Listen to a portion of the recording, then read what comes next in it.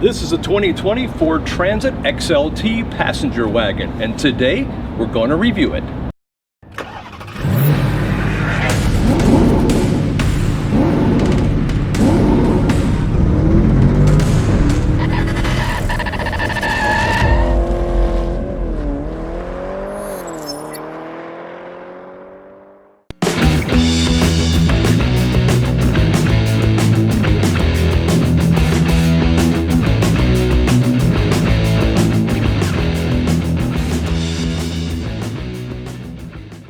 Hey folks, I'm Rob. And I'm Nathan. And we are Two Guys in a Ride. Say, today, Nate, what are we doing? Hey, today we are at the Minneapolis Convention Center at the Minneapolis Auto Show.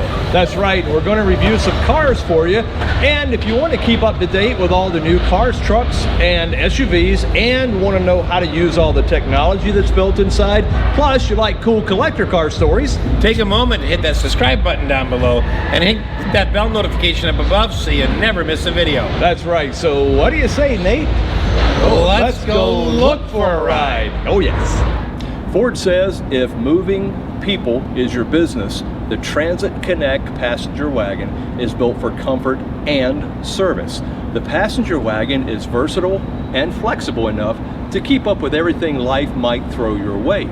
Of course, with up to 145.8 cubic feet of cargo space, the cargo van version is built for business and engineered to withstand the severity of everyday on-the-job duty. Starting at $24,275 for the XL cargo van, $26,700 for the XLT cargo van, $27,020 for the XL Passenger Wagon, and $29,135 for the XLT Passenger Wagon. Then finally, $32,250 for the titanium passenger wagon trim. This is the 2020 Ford Transit Connect XLT Passenger Wagon. Now, the Transit is powered by a 2-liter inline-4 engine with auto start-stop technology that produces 150 horsepower and 144 pound-feet of torque. There is an optional 2.5-liter IVCT inline-4 gas engine that produces 169 horsepower and 171 pound-foot of torque. Both are driven by an 8-speed select-shift automatic transmission. Now, out front there are auto high beam headlights with wiper activated headlights and configurable daytime running lights. Down below we have the halogen fog lights, and you see there is a multi-bar grille with a chrome surround, and it does have body color painted bumpers. Now up top there are variable intermittent rain sensing front wipers as well. Let's take a look along the side. Okay, along the side we see it does have the nice alloy wheels that are wrapped in P215 55R16 97H XL all-season tires. Now this front suspension on this is McPherson struts, and the rear is a twist beam with stabilizer bar. There are also power front and rear disc brakes with anti-lock brakes. There are also power adjust, power fold heated exterior mirrors, and it does have body colored door handles on this version, and you do have the nice body colored rub strip down below. There's also a capless fuel fill, and this also does have dual sliding doors. Let's take a look out back. Okay, out back this is one solid large rear liftgate, and you see there is the rear view camera out here. You have the painted accents, you have the wiper, it is a heated rear window, and it is a body colored bumper, and you see the backup sensors as well. Okay, so there is a short wheelbase and a long wheelbase version, depending on if it's a cargo wagon or if it's the passenger wagon. So I'll give you the dimensions on the short wheelbase, and the long wheelbase dimensions are down below in the description. So inside, the cargo length at the floor is 54.9 inches, cargo length at the belt is 50.9 inches. Cargo width between the wheelhouses is 47 inches, and max cargo height is 49.4 inches. Now, maximum payload is 1,140 pounds. The vehicle's overall width is 84 inches, front track 61.4, rear track 61.7, and it rides on a wheelbase of 104.8 inches. Again, short wheelbase, 174.2 overall length, overall height 72 inches. Rear door opening height 45.4 inches, rear door opening width at the floor 47 inches, side door opening width 24.2 inches, side door opening height 37.6 inches. Load floor height 22.5 inches. It does have a turning circle of 38.3 feet. Now, base curb weight for the 2-liter is 3,581 pounds and 4,019 pounds for the 2.5-liter. Towing capacity, 2,000 pounds. Fuel tank capacity, 15.8 gallons. EPA fuel rating, 24 city, 27 highway. Basic warranty coverage, 3 years, 36,000 miles. Limited powertrain warranty, 5 years, 60,000 miles. And it does have a roadside assistance program that's 5 years, 60,000 miles. Okay, now let's take a look inside, but before we do, take a moment, click on that like button down below and click on that subscribe button as well. Okay, Nate, come on in, take it away. All right, so stepping inside the Ford Connect, starting out the door, you do have auto up and down on all 4 windows. And then, of course, you have your mirror controls, your lock unlock buttons. You have a speaker in the door, and then you have nice storage down in here. You do have sort of a built-in bottle holder, but I'd keep a cap on it. Moving on down here, you have the hood release. And then back here on the seat, on the driver's side, you have 6-way power. And on the passenger, you have 4-way manual adjustments. Right. You do have down here, you do have a tilt and telescope, is manual. Okay. And of course you have your lighting controls with auto lights, and you have fog lamps, and then of course these are your brightness and dimness for your dash control. This particular vehicle is not powered up, so I can't show you anything other than the buttons and what they do.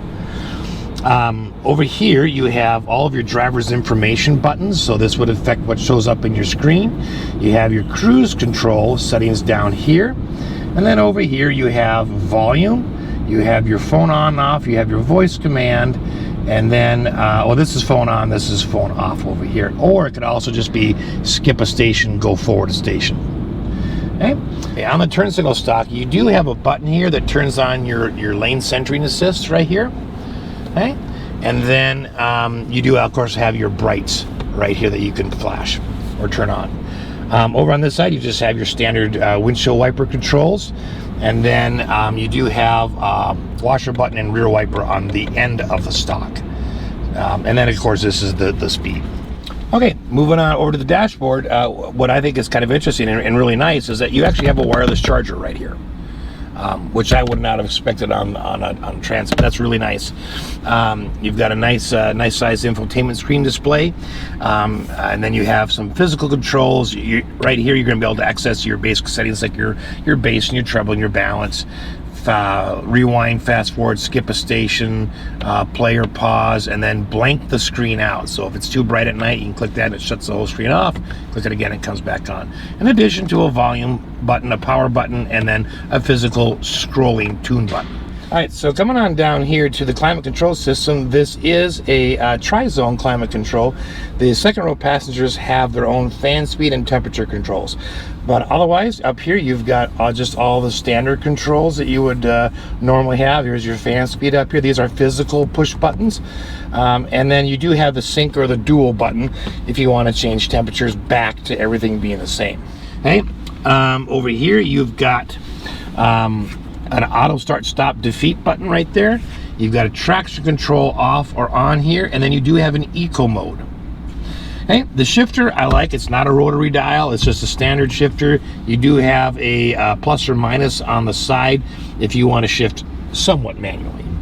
Okay, moving on down here, you've got your dual USB plugins along with a 12-volt plug-in, and that'll access the Apple CarPlay and Android Auto on the infotainment system. And then you have dual cup holders right here, along with some storage right here. And I like it that it's rubberized a little bit just to give it a little grip. Okay, and then moving back here, you've got your center armrest storage area, which is fairly deep, but there are no additional plugins or lights or anything in there. But it's pretty nice for, you know, it's not huge, but it's pretty deep, which is nice.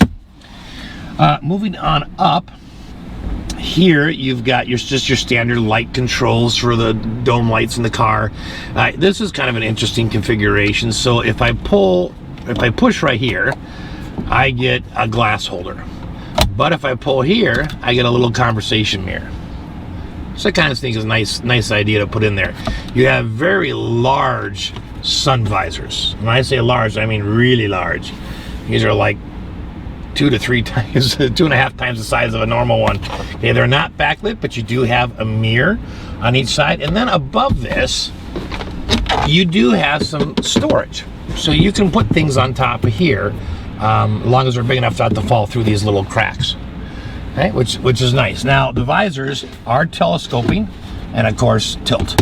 Okay. And the rear view mirror is an automatic dimming rear view mirror. And then you do have some grab handles on either side in the front right here, connected to this bin. All right, let's take a step into the second row and take a look at it.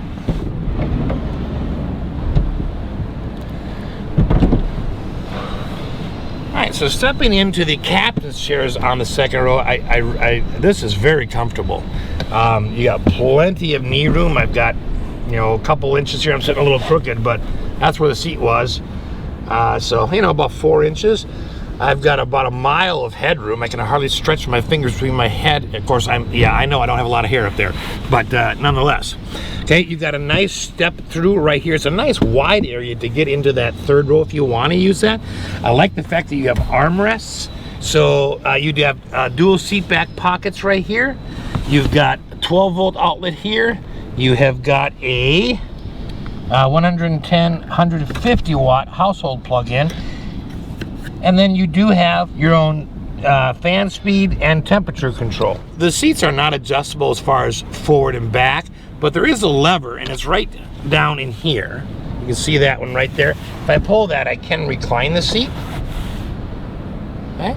So I do have some recline, and I have a nice arm handle. All right, so one of the unique things this has is some under the passenger seat storage. So if you just lift this up, you can pull this out, and you've got a fairly, you know, probably almost a foot long by, you know, say a foot and 3 inches wide storage area. It's all carpet underneath there, and then you can just put the cap back in, you know, so that you can, and it latches, so it stays in place. Kind of neat.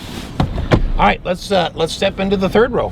Third row is small as you'd expect it to be. Would be good for children or a small adult on a short trip. You do have some ventilation vents here, which you can turn on or off. So you have the cup holder down here, and then you have some storage down here that I'm going to show you. You can't really see, but that's how deep it is. You could store probably a small child in there. Yeah, don't do that, but I mean, it's really deep. And it's the same on both sides. There are no USB plugins or anything down here. So the nice thing about the rear seat is that I'll move my leg here, but you can see there is a grab handle. So if I slide the seats all the way back, I actually have close to 4 inches of leg space between my knees and the front seat, with it set at a, you know, a fairly normal angle. Plenty of head space in the third row, and when you slide the seats backwards, you have very little storage space in the back for luggage, but you have lots of leg room. So to get out of the third row, you can just, of course, walk back out through the two captain's chairs, or you have these two pull ropes here. Okay, this first one is going to lay the seat down flat like this. Okay, you pull that forward, and I can just lift the seat up, and I can rotate the whole thing forward. And it sits down nice and flat.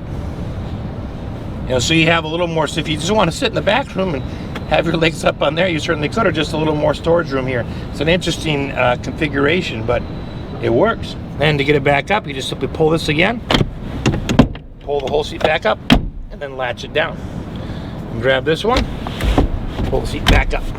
Thanks for watching.